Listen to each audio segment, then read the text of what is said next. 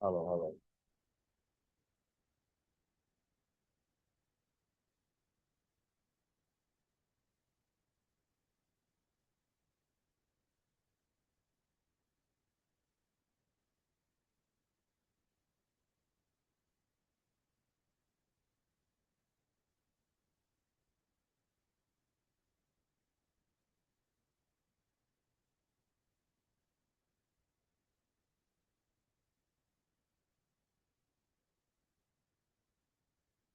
Okay,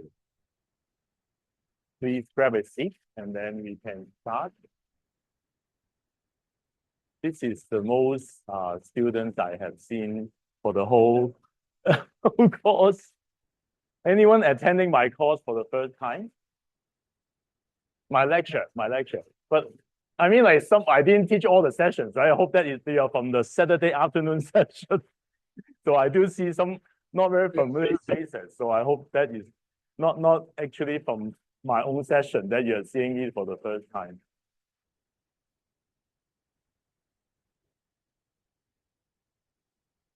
So well, there will be no participation mark today.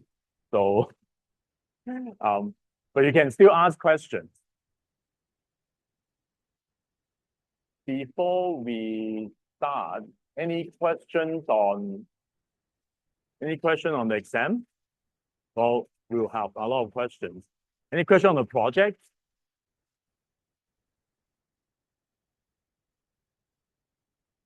Any question on the project already? So you need to submit the slides and then the video. Yeah. And I think we need to have some peer evaluation. If you miss the details about the exam, it will be open book, right? We will have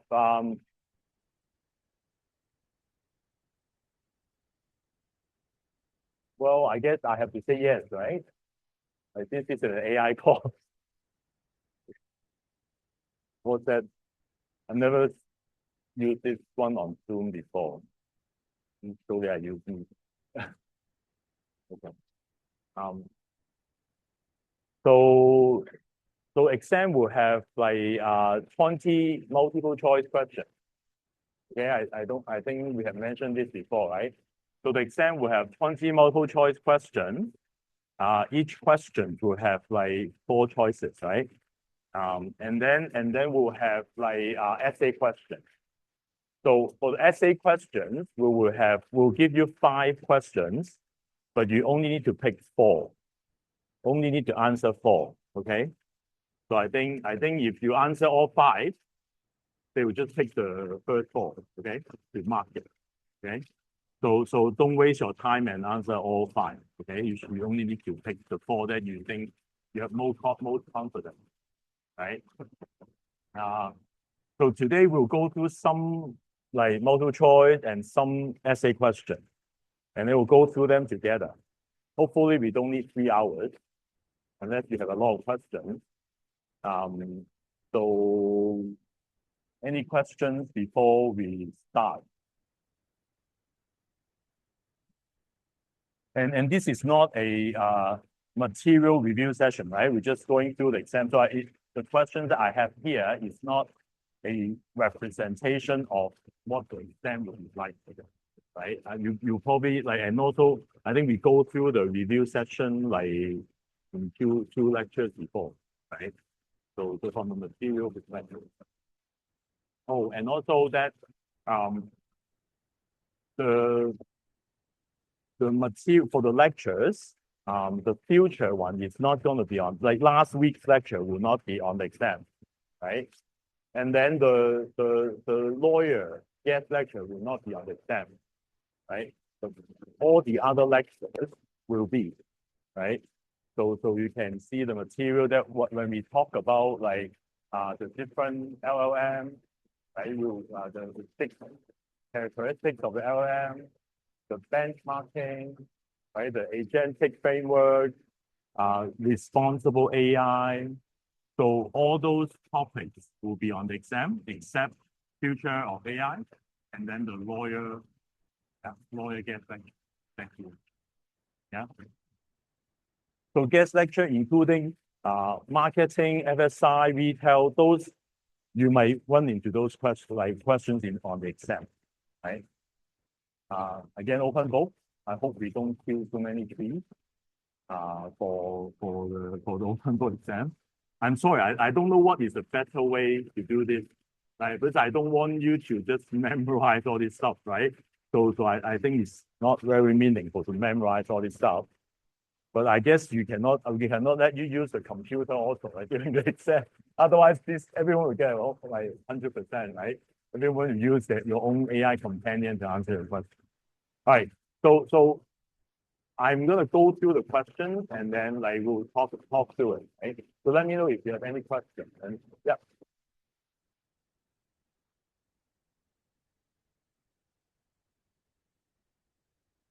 Except the lawyer one. Other one will be is part of it. Except for the lawyer one and then the last week's lecture. Yeah.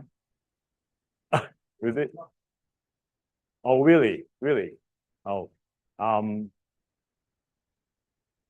sorry, but the exam is set already. So we have submitted the exam. So I don't think there's anything we can change. So except the lawyer one, and then except the future of AI, all the other lectures will be part of the exam. I won't say it will be on the exam. Because there's two versions. I will pick some and some may not have, right? So but please do bring those materials. Well, let me say this. It may not have a lot of questions related to those guest lectures, right? So like you see majority of the question was still related to the lectures that like Alex, Professor Huang and I taught. Yeah. Yeah. But they will ask you about the concepts that we talk about. In fact, I think one of the sample questions I have here actually related to one of the guest lecture. Yeah. Any other question? I apologize if we have miscommunicated that. Yes.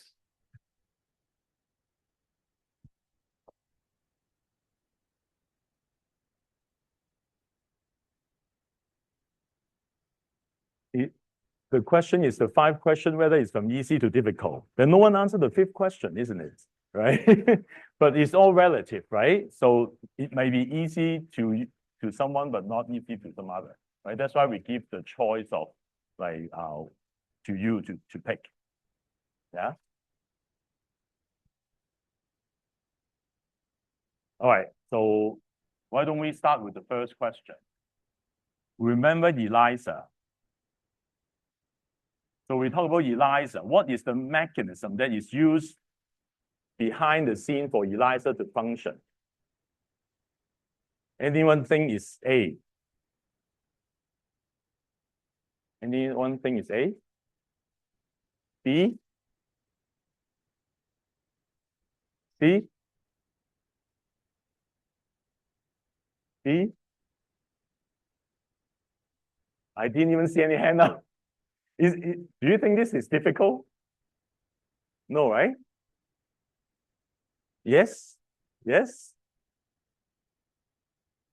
You have your material, right? You want to like I give you some time to go through a material with you, or like so let's think about this, right? So remember ELIZA first. Do we know what we talk about ELIZA? Remember the first chatbot that was created, right? In the 60s, right? Like that we first created ELIZA.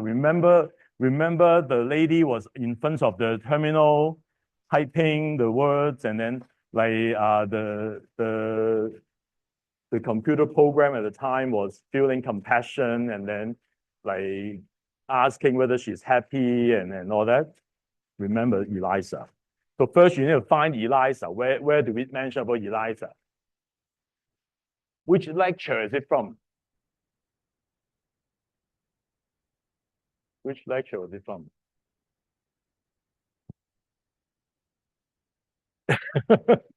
So lecture one, right? Lecture one, right? So then you then actually on that page you will talk about that already, right? So what mechanism do we use? Do we use like GAN or like, well, I don't know whether you know what is GAN, generative like adversarial network. If you don't know about it, that's probably not the answer, right? Right? Reinforcement learning from human feedback. I hope you know what this is. We talk about it, right? But is it based on that? No, right? How about deep neural network? Wasn't even invented at the time, right? So the right answer is C, right? So remember at the time when Eliza was there, like we're just doing some pattern matching, and then like we're doing the symbolic AI, right? So you do need to remember the history of AI. We have the symbolic AI, a lot of like if and then else statement, try to catch a different conditions, right? And then using some substitution of wording to make it as if we are having a conversation with the program, right? So making it as if like there's a real person you're talking to, right? But so process of elimination. I don't know whether I need to teach you like how to do the multiple choice, right? You should be any questions? Any questions on this? Yeah. Shouldn't be too hard, right? I'm a little bit worried now. I thought it was not too hard, but okay. So please do ask if you have any question. Yeah, raise your hand. Yeah, question online. B. Yeah, someone answer online. Correct. B. So how about this? During phase one of AI history, symbolic AI. Yeah, the industry hit a wall of reality, leading to an AI winter. What was the primary cause of the limitation? Remember, well, obviously that's AI history. Again, which lecture is it from? Lecture one, right? Sorry, you can answer. A? You, you, this is your answer?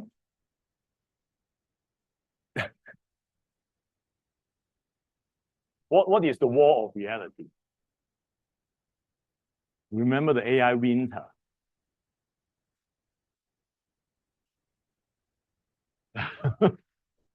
Okay. Remember, like people were thinking that, well, AI is actually a bad word at the time, right? It's not going to work. It's too difficult, right? That's the wall of reality. What was lacking? What was lacking there? Well, cloud computing is definitely not invented yet, right?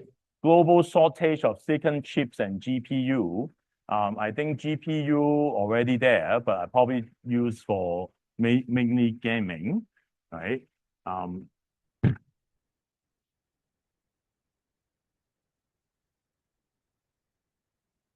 So anyone who pick A,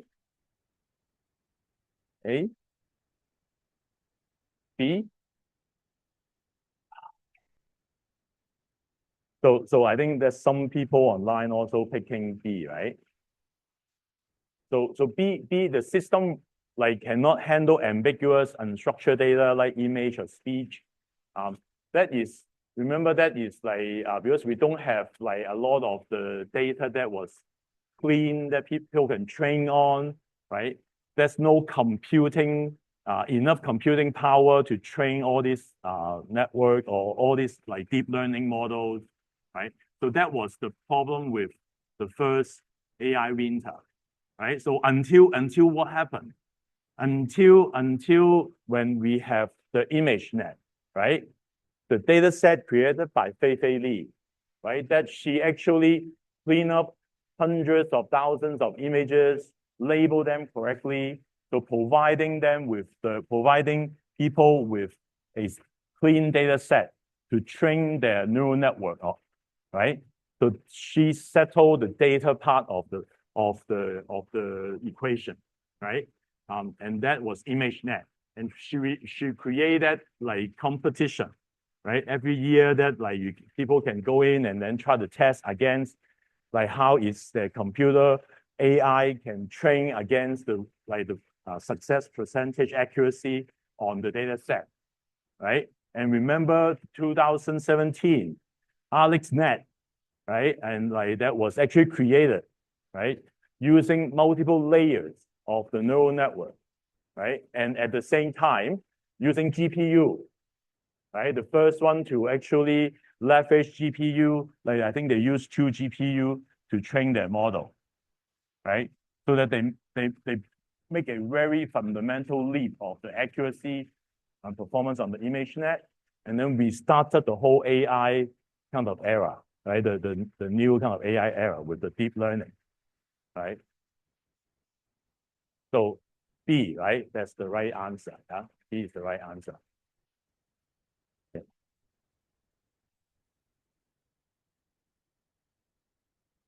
So what two immense power source or enablers, right? Specifically drove the deep learning. So I think we just mentioned that, right? Specifically drove the deep learning revolution.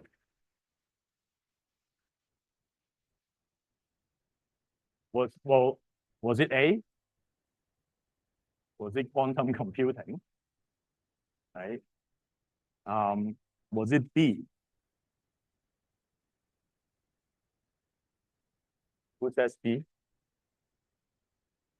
Who says C? When is transformer architecture invented? When is transformer? Who invented the transformer architecture? Yes, yes. Extra point. No. So definitely it's not transformer, right? Well, I don't know what is the 5G network going to do with any of this, right? So definitely the answer was B, right? It's B, right? Big data, meaning the ImageNet, right? The data set that people can train on, right? And check their progress. And GPU, right? Because AlexNet, yeah. Do you kind of get this is how I would approach this, right? First, you locate for the question, hey, where is this coming from? Which lecture is it from? Right? This is like a search problem, right? So think about which lecture is it from, and then you can find out the more information, and you can eliminate a lot of the answer, right? Should be obvious enough that quantum computing was never a topic, right? Okay. Any questions? Okay. I hope you'll be all ready after this review session. According to the evolution of intelligence timeline, right, which metaphor is used to describe phase 3, generative AI? This is a little bit difficult, I think, this question. What is, first, I think you remember the different phases, right? Right, the symbolic AI and then the generative AI, right? Or the neural networks, right? Deep learning and then generative AI, right? Which is like where we are now, right? With the generative AI age, right? So what is the characteristics of the generative AI? Is it the rigid expert? Is it rigid? Right? So no, anyone say it's A?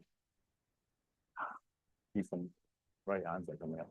Is it trusted advisor? Can you really trust the generative AI? Remember how did generative AI generate the output? Yeah, like token, like probability function, right? It's a probability function, right? So definitely try not to trust everything that it generates, right? It can just be some random text, right? And then like people are saying C, right? Creative agency, right? So it's definitely have the creativity there, right? D is intuitive researcher. I don't think the intuition is there yet, right? So we talk about intuition, where the next age of like AGI, right? So the answer is C, right? Did you say I can upload the slides? You didn't answer me. We'll see who can upload the slide. Yeah. All right. Any question? Yeah. Any question? Stop me if you have any question. So keep going, right? So a key insight from the transition into generative AI phase 3 is the fundamental shift in operational objective. What best describes this shift? What best describes it? Is it one, moving from generalized knowledge to highly specialized medical data? Is it one? What does that even mean, right? You need to think about it, right? B, right? B, moving from discriminating, is this a cat, to generating a cat. Generative AI, right? So that should be simple. Who's that B? You're getting it. You're getting it. Similar. Okay, exam very similar. Okay, no worries. Okay. So moving from cloud processing to edge. Oh, someone actually write on it. Wow, I didn't know you can do that. So I don't need to. Wow, who is that? Cool. Okay. You can just do that. I didn't know. There's no control. Everyone can just write on it, right? So remember generative AI, right? It's like generating the but what is the age that do the discriminating? Is that a cat?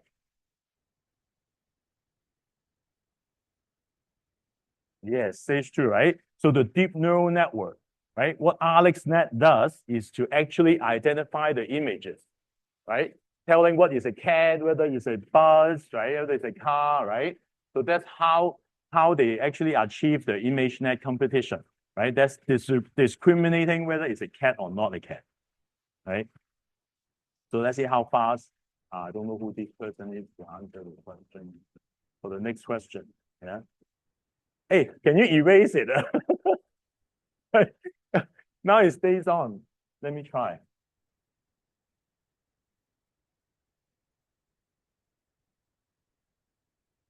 Here. Okay.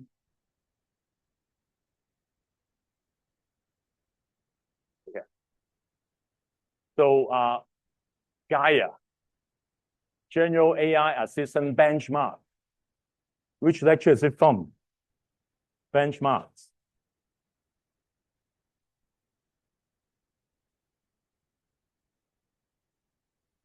So although you might print all the lectures, right?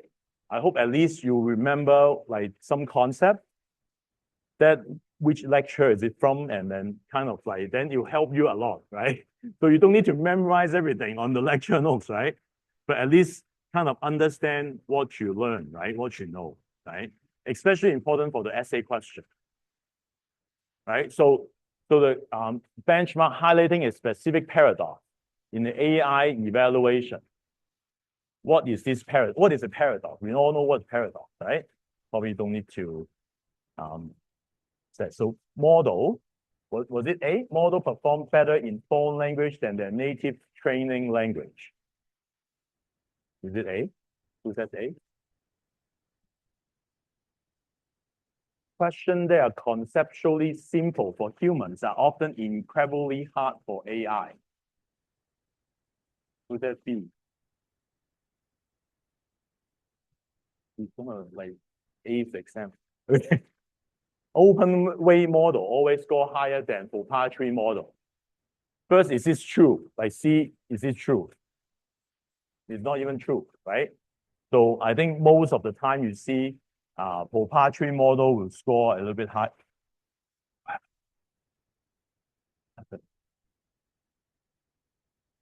Oh, what happened? I didn't share again. Oh, I didn't do anything.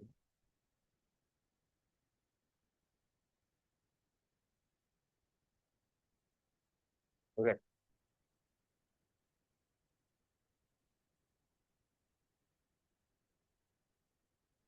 So please don't overtake my share. Okay. So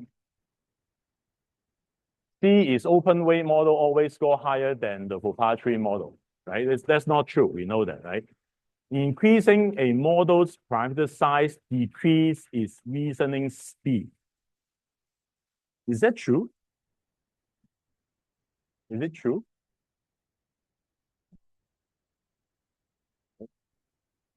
Why don't think that's true? What do we mean by increasing the model parameter size? The model getting bigger and bigger, right?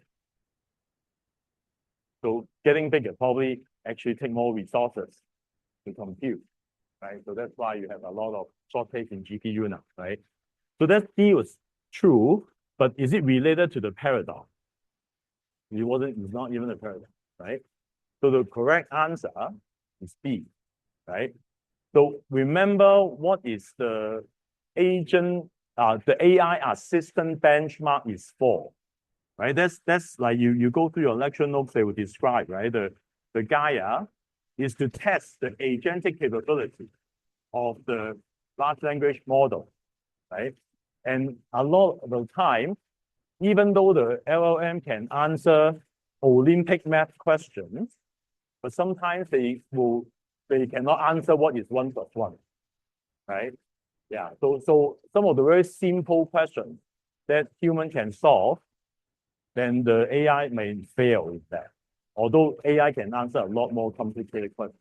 So that's why that is a paradox, right?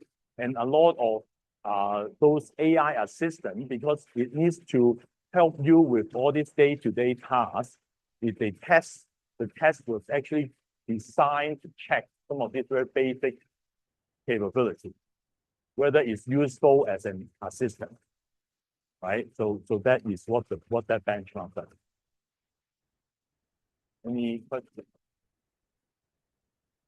Yeah. So next one.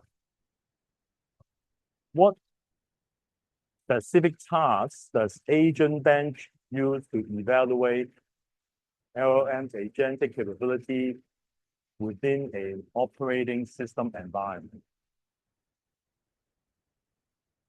So again, right, this is from the benchmark lecture, right? And then remember that it's a benchmark called Agent Bench. Yeah. And what does it do? It also, again, like it was testing about the agentic capability, right, of the LLM. Right? So what does it do? So you generate a Python script to build a website from scratch. Is that safe?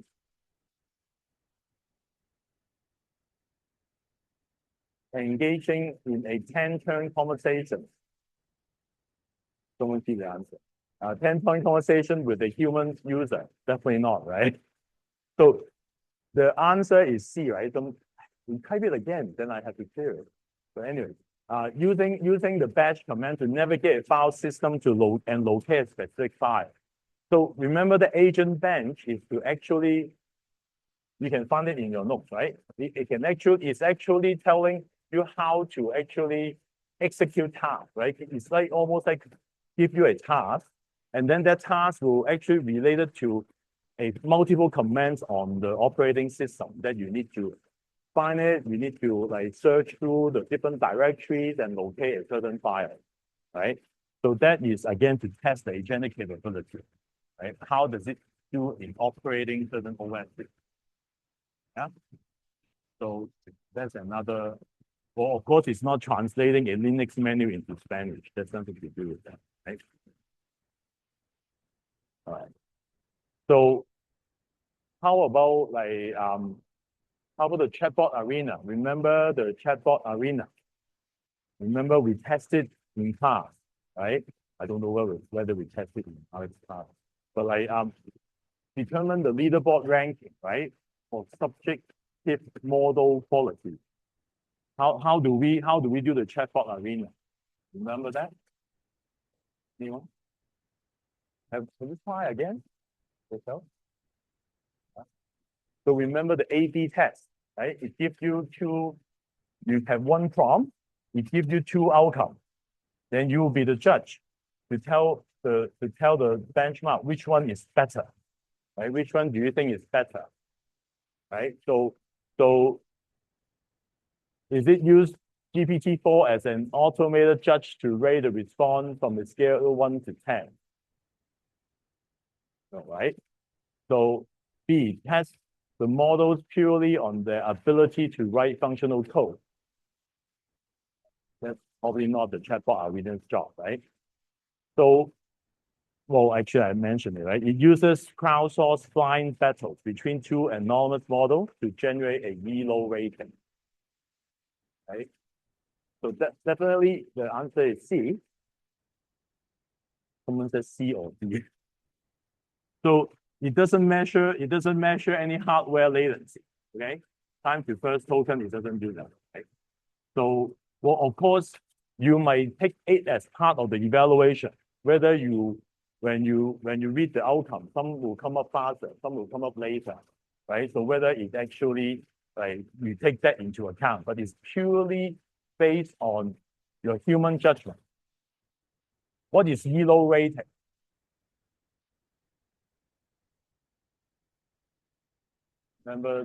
Remember like that is playing chess, right? The same as like the chess championship, right? That like people play chess will have a ELO rating. And then when you compete A and B together, like playing a chess game, whoever wins the ELO rating will get increased, right? If a lower ranking one win a upper ranking one, your rating will increase a lot, right? If the upper ranking one win the lower ranking one, your increase will be marginal, right? So that's how the ELO rating kind of like calculated, right? How about this? Remember the benchmark data contamination, right? How is the live code bench method utilized? What specific countermeasure to combat that? Remember what is benchmark data contamination? What is that?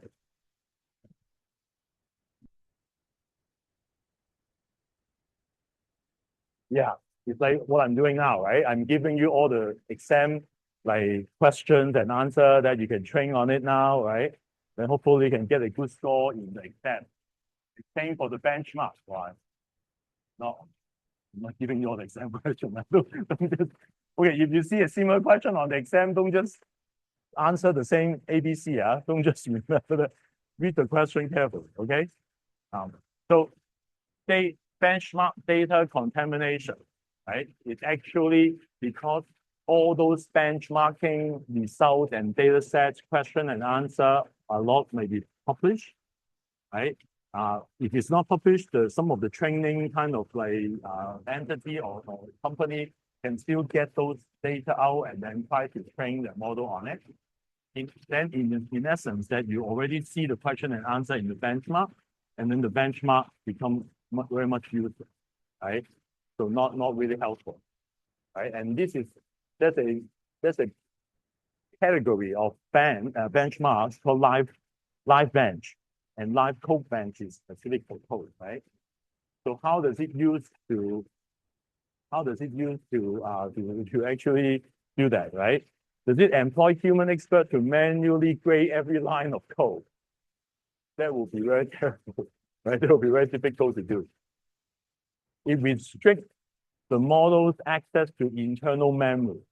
Definitely not, right? So how can you do that? It uses a completely proprietary coding language, and it doesn't test anything. So obviously, its answer is B, right? Only test model using problem published after the model's training cutoff date, right? In fact, they continuously update their question, right? That's why maintaining the live bench is a very expensive. Right? They actually have a lot of like human experts continuously creating new questions, right? So they ensure that at least 30% of the questions are actually new. So thank you for the happy face. See, everyone is getting the correct answer. Okay. Okay. Chaotic domain. What's chaotic domain? You remember? The Generative framework, right? So remember in the chaotic domain of the Generative framework, what are the domains in the Generative framework?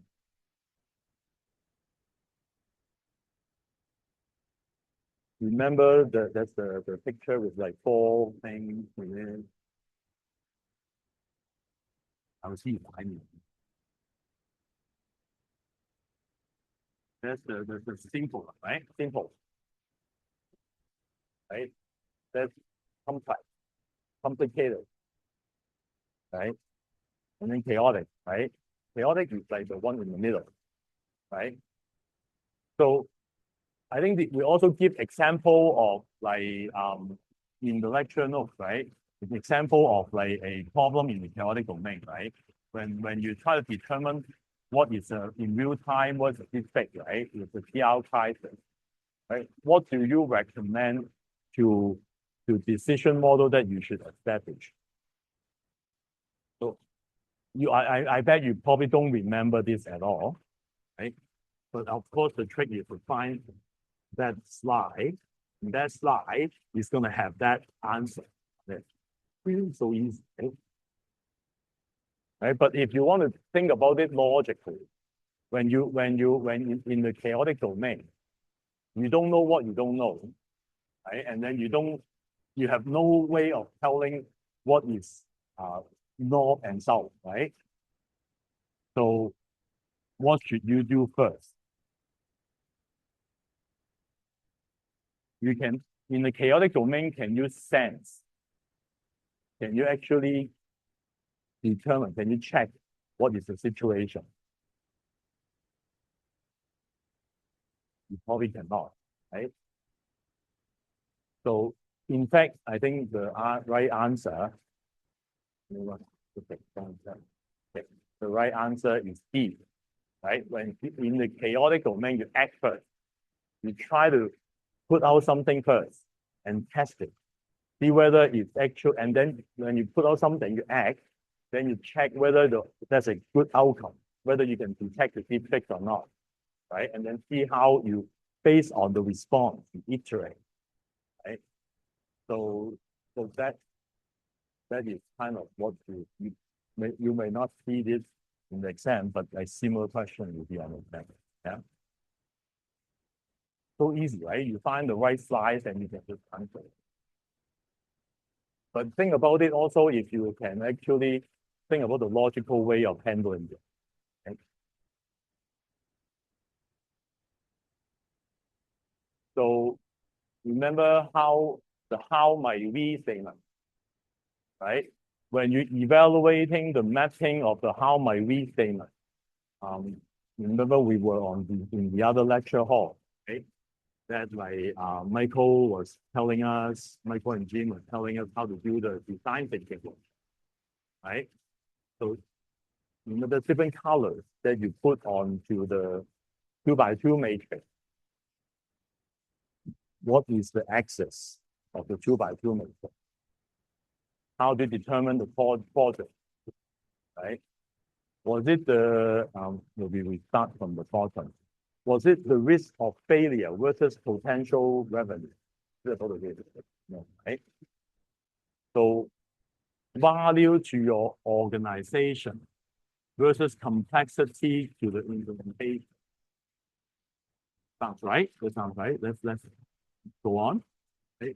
How about the user desirability versus technical feasibility? That kind of makes sense, but probably not the one, right? So cost of implementation versus time to implementation.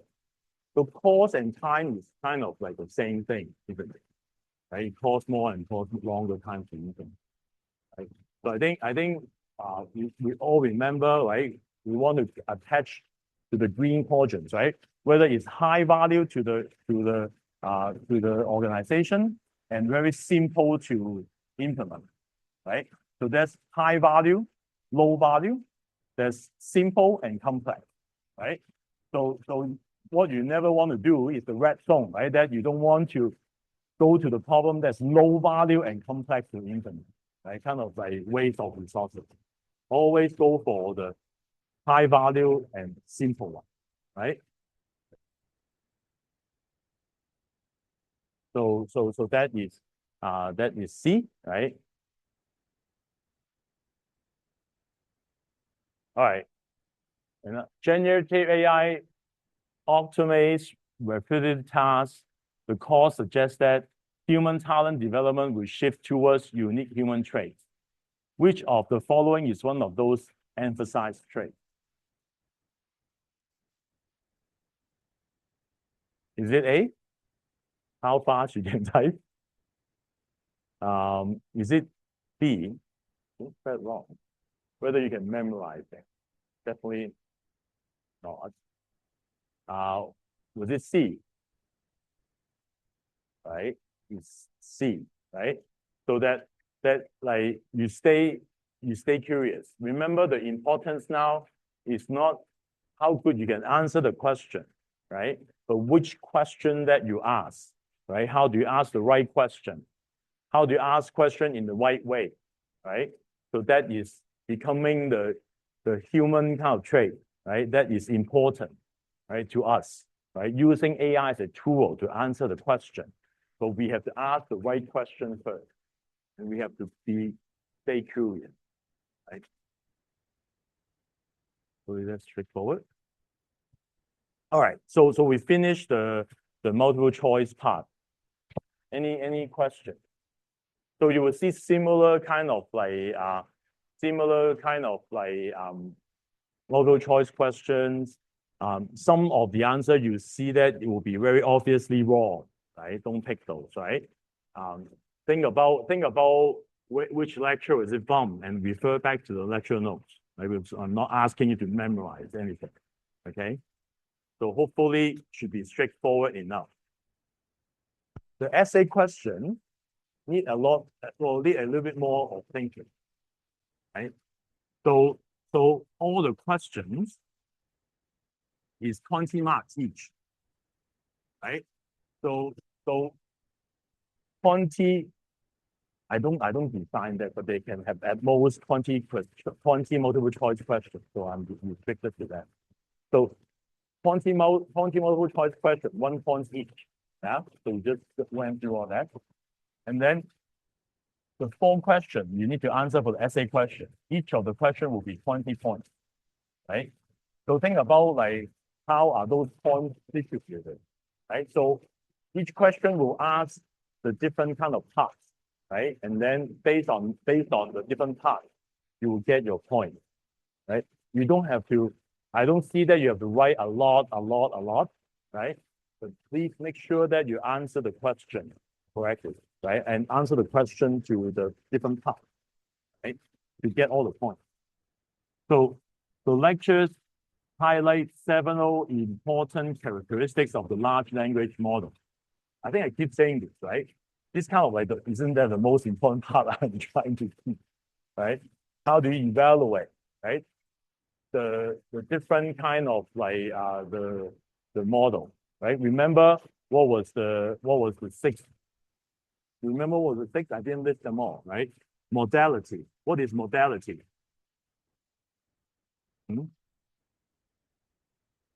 Yeah, multi-modality, right? You read picture, text, video, different, right? Latency, right? Time to first token, the throughput that you can have. How long do you need to wait for the first character to come back? How long you need to wait for the whole answer to come back, right? Latency. Context window, right?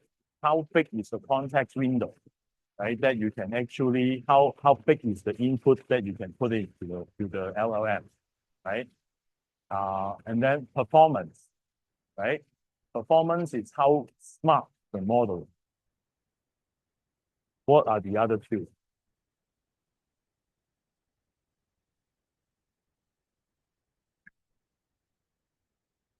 What are the other two characteristics? Although there's no particular thing.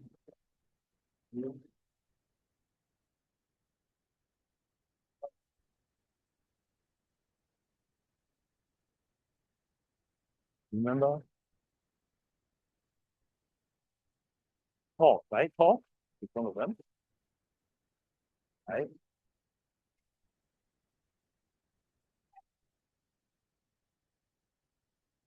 So also remember to read the question in determining the suitability and effectiveness of the LLM and different business applications discussed in the lecture, right? So critically evaluate the significance of at least 3 of these characteristics. So you only need to pick 3. Okay, you don't need to pick all of them. Okay, so let's see the answer. So number 1, modality, right? So modality, right, refers to the capacity to process diverse data types, such as video, audio, image, blah, blah. So you give a description that you can very easily get from the lecture notes, isn't it? Right? And then, but you need to also remember, we need to discuss why this is important, right? So a pipeline architecture that you probably don't have to answer everything in here. I'm just giving you a very complete answer, right? Some model using a pipeline architecture to achieve multimodality, right? That they actually take video as an input, but actually sample the video with frames and then get the frame into the model at the end, right? So there's some pre-processing and stuff, right? So native multimodality in like Gemini, the multimodality from the very beginning, and that you can actually take it as an input. So that describes what is multimodality, right? But you can also you need to also give the business application, right? For real-time voice agent, for like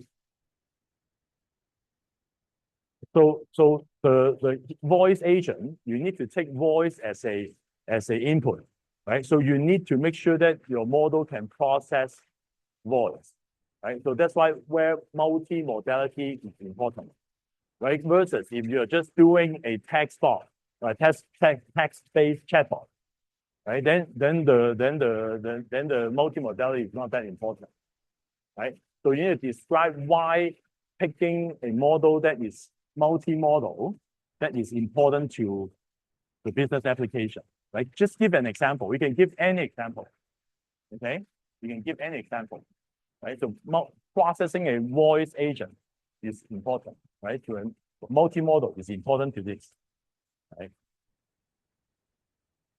So that is like and that is one of the key, right? So you can also pick, like I think is mentioned in the lecture note. You can also pick a non-multimodal, but you have to do a pre-processing of like the voice to speech or voice to text, right?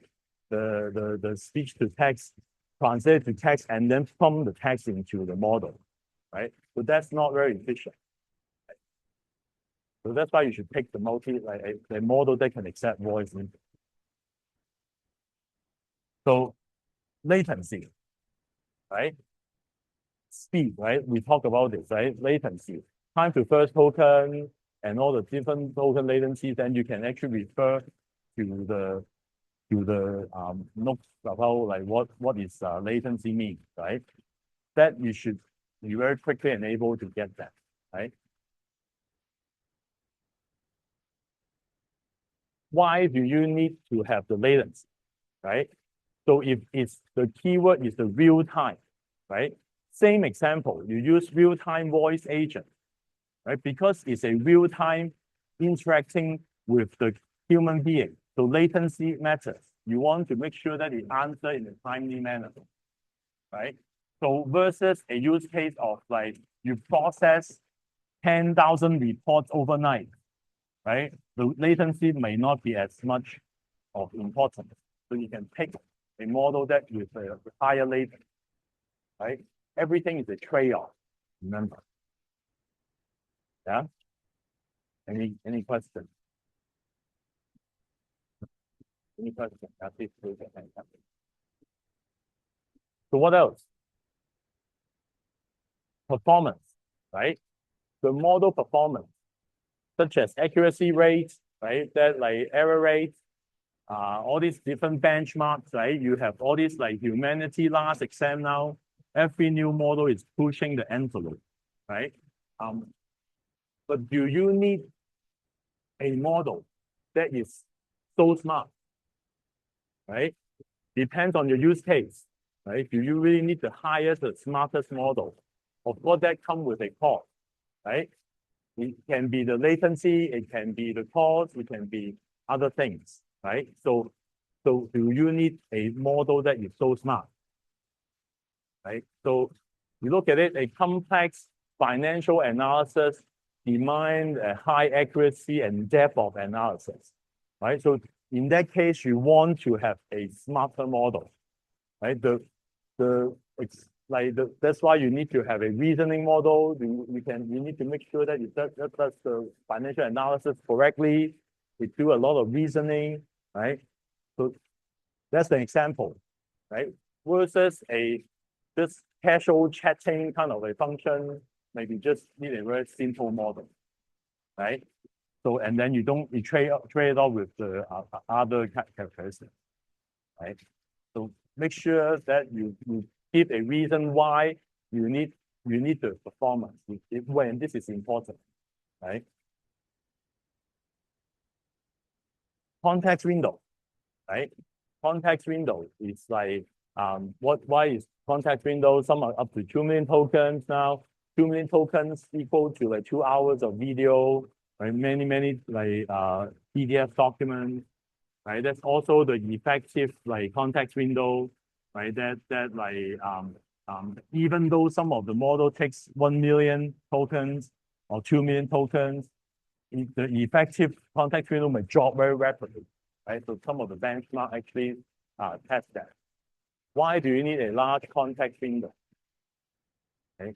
If you need to process a very large file, right? Like if you need to have a massive data ingestion for complex financial analysis, then you will need a larger context window.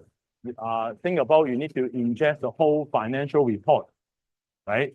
300 pages of a PDF, right?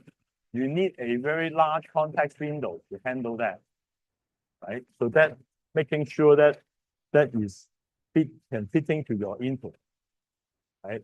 Versus you have a very short like chatting session, then maybe you don't need a large context window. You can take model that is smaller context window, right? Always a trade-off.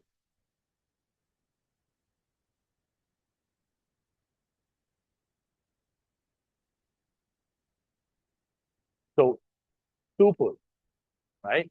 So what's throughput, right? Measure the total volume of token the system can process, right? Think about that, like why is throughput is important, right? The overall capacity.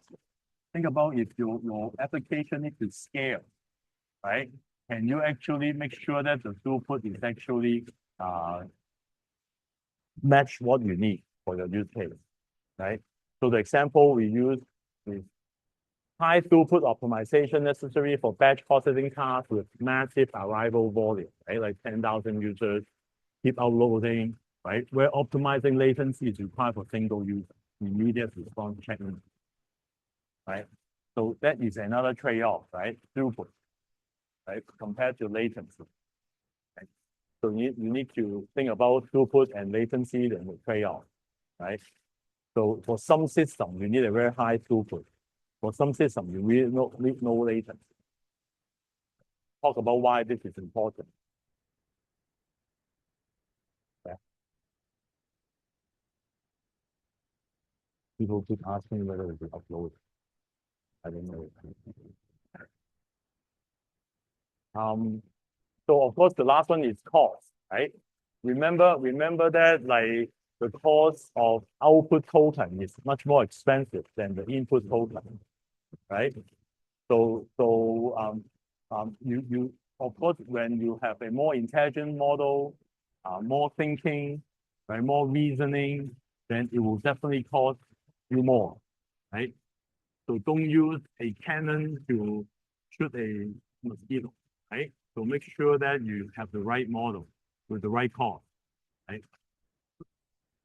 So business cannot optimize all 6 simultaneously, right? So they have to actually making sure that like you have the right thing to do all the compare to all the 6 different characteristics, right? So that you can use a low-cost router to route, right? That can take as a to route it to the specialized model, right? We talked about that, right? And then to direct the traffic, right, in front. Right? That's one use case for a low-cost model. So for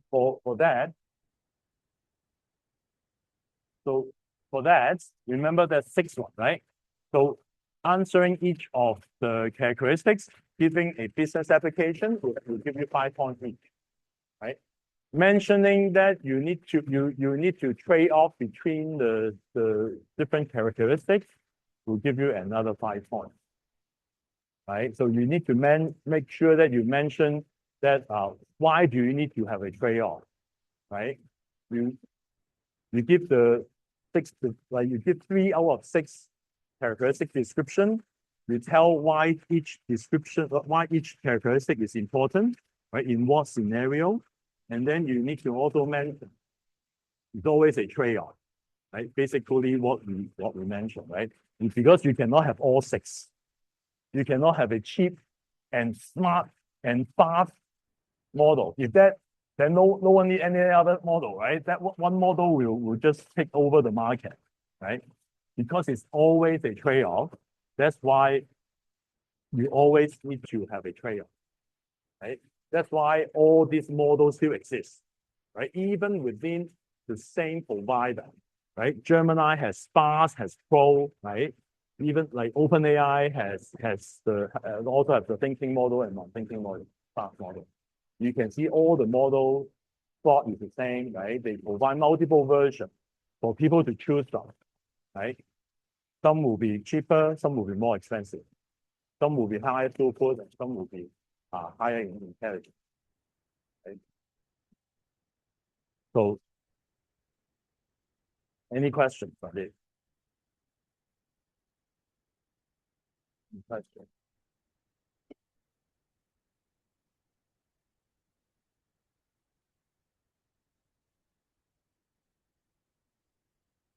Okay. No questions? Let's go through our last question.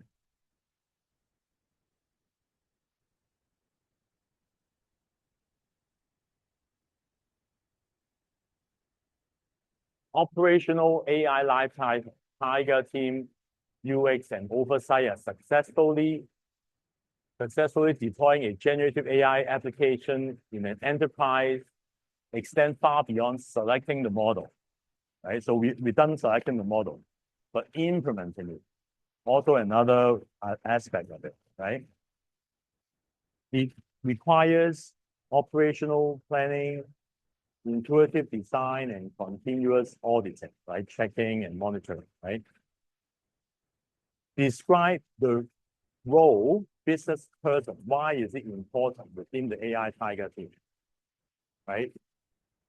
During the early stage of the workflow mapping, once the persona and use case are identified, what are the key principles of designing the logical user interface for the Gen AI tool, right? So you see the different parts of the question. First, you describe the critical role of the business user within the AI Tiger team, right? Remember what is the AI Tiger team, right? That you have the prompt engineer, you have the business person, right? You have the operational expert, right? It's mentioned in the notes, right? So and then you have the key principle for designing the UI interface for the tool, right? Conclude your essay by explaining why establishing a human-in-the-loop oversight process is not just an ethical recommendation, but a structural necessity for continuous performance improvement, incident response, and ensure the safety of the generated outcome. Right? So you can see the different parts of the answer, different part of the question. Okay? Make sure you answer the parts, all the parts, right, to get all the points. Right? So first, what is the business person? Right? So successfully deploying a Gen AI application within the enterprise require a highly structured approach to information. The critical role of a business person. During the initial stage of the workflow mapping, the development of AI application driven by the specialized Tiger team. What is the Tiger team? Prompt engineer, business person, and the operational lead, right? Within these like kind of three roles, right? The business person. Remember, we talked about this, right? Even the same as forming your own project team, right? You should have someone who understands the business context, right? The business person keep the requirement, right? So they understand what is needed, what is the business problem, right? So if you are trying to build a marketing application, you better have someone who knows marketing, right? If you are building a healthcare application, you better have someone to understand what is healthcare and what is the requirement, what is the need, right? Same if you're doing a AI-enabled interviewing process or like kind of like resume filtering, you probably should have someone from the HR team. So all this, the business person act as an anchor for the reality, right? That you actually, you might not have a lot of technical background, but you understand the business problem, right? It knows what kind of like when you build the AI kind of system, you're trying to help the human, right? So you try to help as a, let's say if it's a HR recruiting kind of a system, it's trying to help the recruiter, right? So it needs to know what is the recruiter kind of like pain point is, right? So that's why the business person is required, right? Once it specify the requirement, right? And then the prompt engineering and then the technical component comes in, right? So that will kind of play a role in that, right? So that is what the business person is, right? And why this is important to the whole implementation of the Gen AI application. Any questions?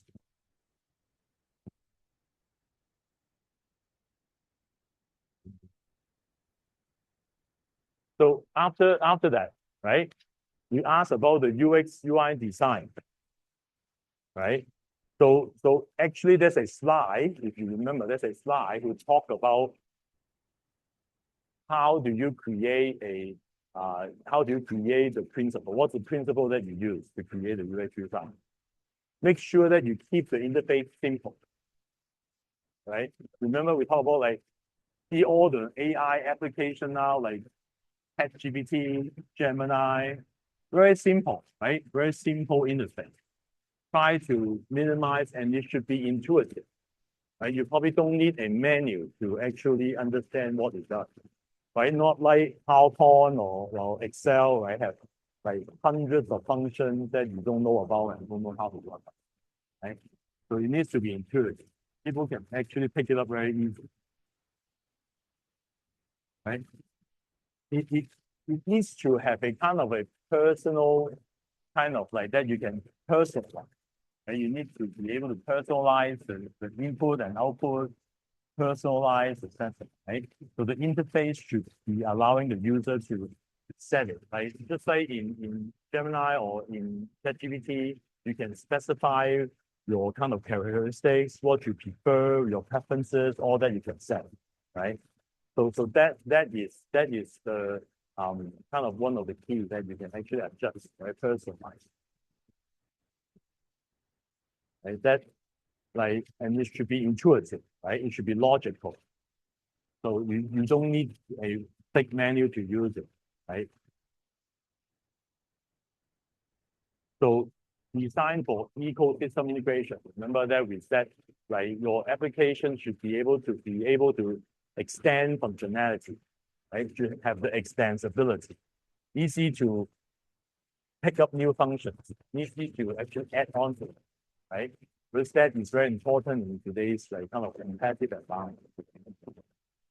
So that is prioritize cost device accessibility, right? All this you need to be accessed through multiple devices on the web, right? Using your computer, on the phone, right? Using an app. Right? Should maintain that user kind of experience across the different devices, right? So this will give you the 10 out of the 20 points. The one before will give you 5 out of the 20 points, right? So, but also the last part, right? That why the human in the loop is important, right? Because it's actually, yeah. So because the human oversight is necessary, right, for ensuring the safety. Remember, the one with the nuclear missile, right? So they have the one man human in the loop before the counter attack is launched, right? So very important from a compliance perspective as well for some of the financial applications, right? That we have to make sure that there's a human in the loop, right, to improve the safety, right? Especially for some sensitive and high risk application, right? Because generative content can have hallucination, right? So remember that is a requirement for Hong Kong MA, right? To make sure that you have human in the loop in making some of the financial advice, right? Because it's a licensing, right? And then you need to test the quality, right? AP test, right? And then also human in the loop also can help improve the quality of the answer as well, right? To choose which one is better. So that will give you explaining that will give you another 5 points. And so that becomes the 20 points, right, of the question. So it should be easy enough. And you don't have to write it exactly like this, right? To the point. Right? And making sure that you dissect the question into multiple parts. All the question will have multiple parts, right? And then you will be allocated to how big the part is. That will be the mark for you. Basically. Yeah. Any question? Any question?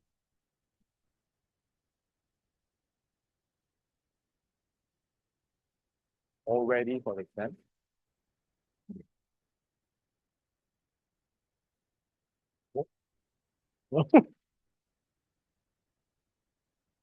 Not hard, right?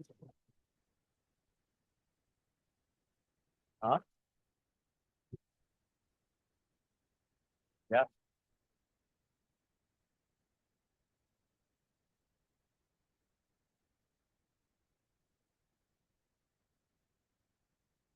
Oh, so you in my class, you in his class, so you always show up in my class. Oh, okay. I see. No, but all the slides are there, right? All the slides are there. So again, locate the topic. Locate the topic, right? There's a topic about human in the loop, right? You can't do the search on the printout, right? But you have time. That's 3 hours, right? Oh, 2 hours. Sorry, 2 hours. Is it 2 hours or 3 hours? I don't know. Is it 2 hours? 2 hours? You should have enough time to search for only 4 out of the 5 questions. And 20 multiple choice. See, we have gone through half of the exam. with all this explanation in 1 hour, right? This is half of the exam. Remember, like we only need to answer 4 questions. We answered 2. Right? Of course, I saved the search part because I know all the content, right? So but you add the time, right? So it should be okay. Be okay. Any questions?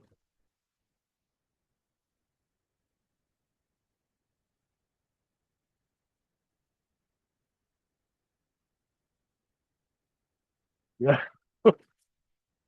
How can I help? How can I help? Huh? I don't set that. Are we sure it's 2 hours? Like, let me check. Are we sure it's like are we sure it's 2 hours? I think it's in one of the slides.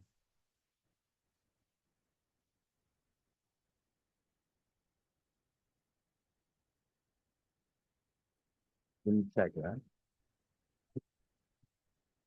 2 hours?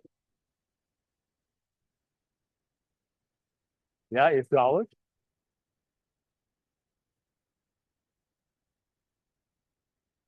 Oh, is it?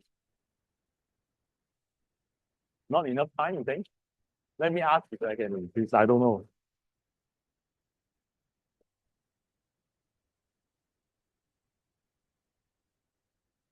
Should be okay, right?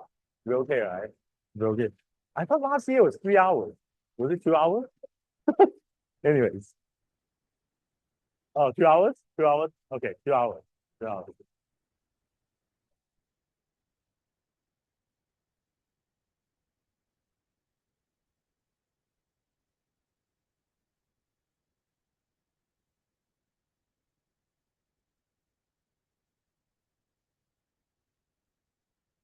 So let me ask that question.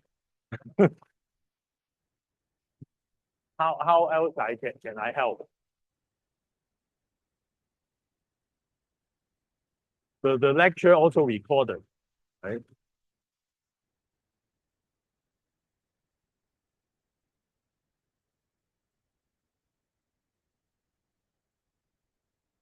Any other question?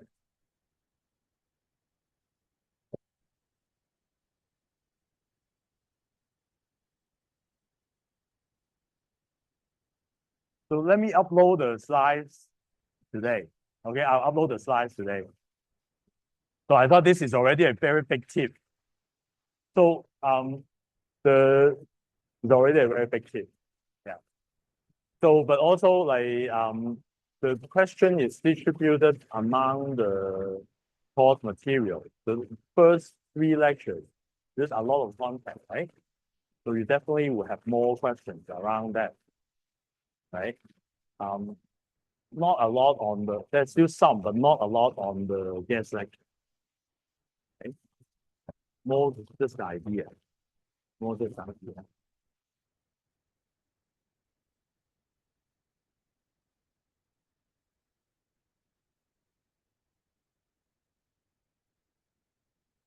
I don't want to give you the false information. I don't remember.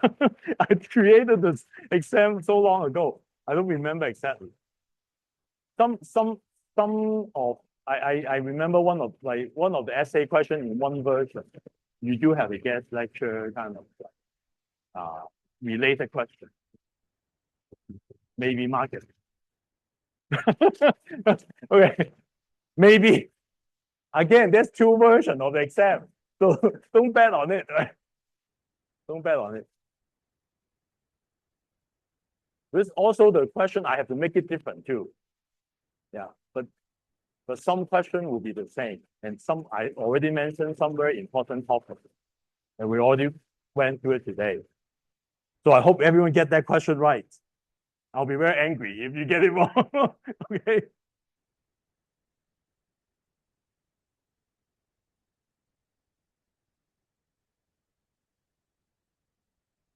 Yes.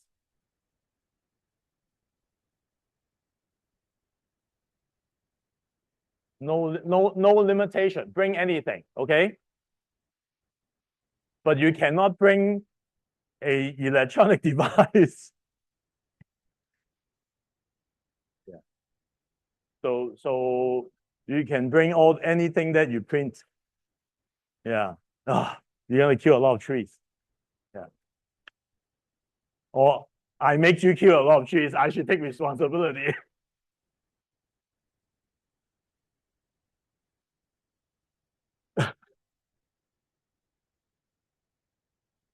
Any questions? Okay, here.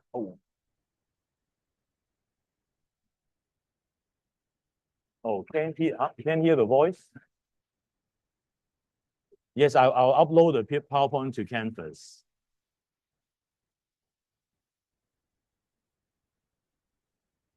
So one question, can we type on a PC or is it all handwriting? You don't need to handwrite anything, okay? You can print anything, okay? You don't have to write it. You don't need to write it, okay? Don't write it, okay? Oh,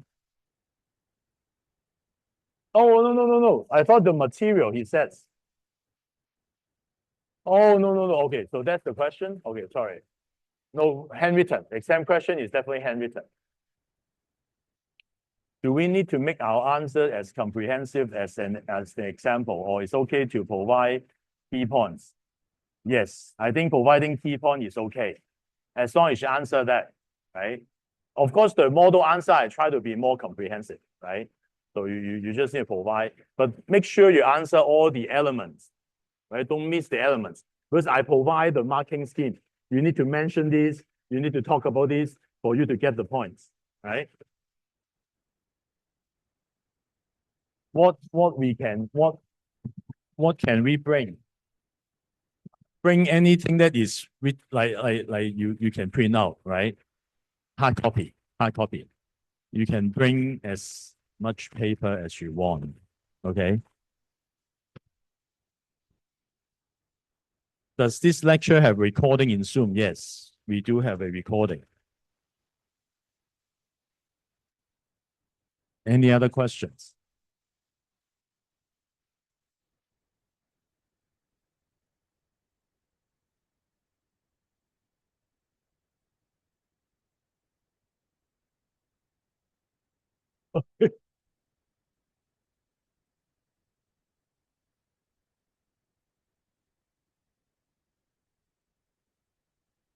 So in fact, that's it, yeah, for the lecture.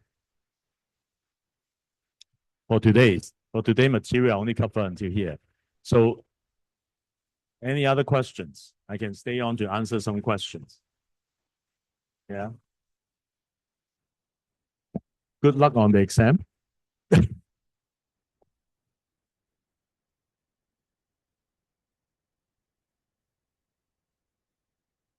Yeah, we are done for today's review session. Yeah. Sorry? Yeah, you can leave now. You can leave anytime. Yeah. You can leave now. Thank you. Yeah, the 12 marks told us the assignment occupied about 20% and the participation. But all the assignments are optional. We wonder whether it is compulsory to attending some of them or Yeah, no, so those optional assignment is for the kind of the attendance mark, right? So you like is the like you you should answer them. You should submit those, right? Then the part of it is asking questions in class, right? The participation mark. So I think when we publish the optional assignment, we already mentioned, right? Those are for the participation marks as well. But we don't need you to like hand in every one of them, but you should like I hope you did not submit anything. You should submit to some of them, right? Even though it's optional. they told me that they haven't finished some of the optional assignments which was after deadline. So we wonder what is the basis quantity of the assignment which is required to be submitted. So, but now it's all closed, right? I think we also mentioned last time, someone asked for an extension of the optional assignment, and then we extended the deadline. That's the quiz. Oh, that's the quiz. Yeah. So which is also optional.